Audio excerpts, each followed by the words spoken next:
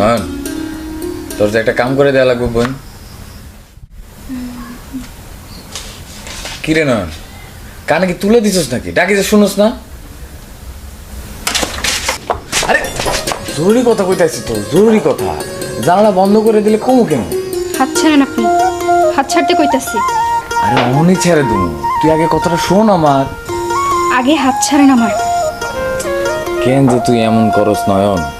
তুই জানোস যে আমি তোর জানালার ধারে কাছে আমি, তাও তুই জানালা বন্ধ করস না। তুই জানোস যে জানালা বন্ধ করতে এলে আমি তোর ধরো, তাও তুই জানালার ধারে কাছে আসবি। তুই জানোস যে তোর এই হাত ধরলে আমি সহজে আর ছাড়বারই চাই না, তারপরও তুই জোরাজোরি করস। কেন এমন করস না? এসবের কারণ কি? নাকি এটাই তোর প্রেম?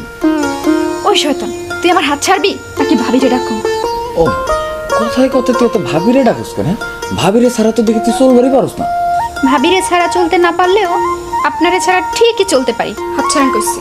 ছাড়তাছি যা। এরপরে তুই যদি আমারে বলস না যে কাজল ভাই আমার হাতটা ধরে একটু আদর করে দেন না, তখন কিন্তু আমি পারুম না। কারণ আমি রুস্তম আর মমতার বিয়ার সকল কাম একলাই করতেছি। কি?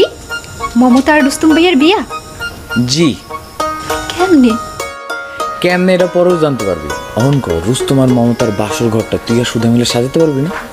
পারুম না কেন, 100 বার পারুম। গুড। এখন শোন, খালি মানুষের বিয়ার কথা চিন্তা করলে হইব, নিজেদের বিয়ার কথা চিন্তা করা লাগবে না। নিজেকে বিয়ের কথা মানি? নিজেকেও বিয়ের কথা মানে বুঝোস নাই? আরে তোর আর আমার বিয়ে। ভাবি! কিছু একটা করে শান্তি পায় না, কিছু হলে ভাবি ভাবি ভাবি। আরে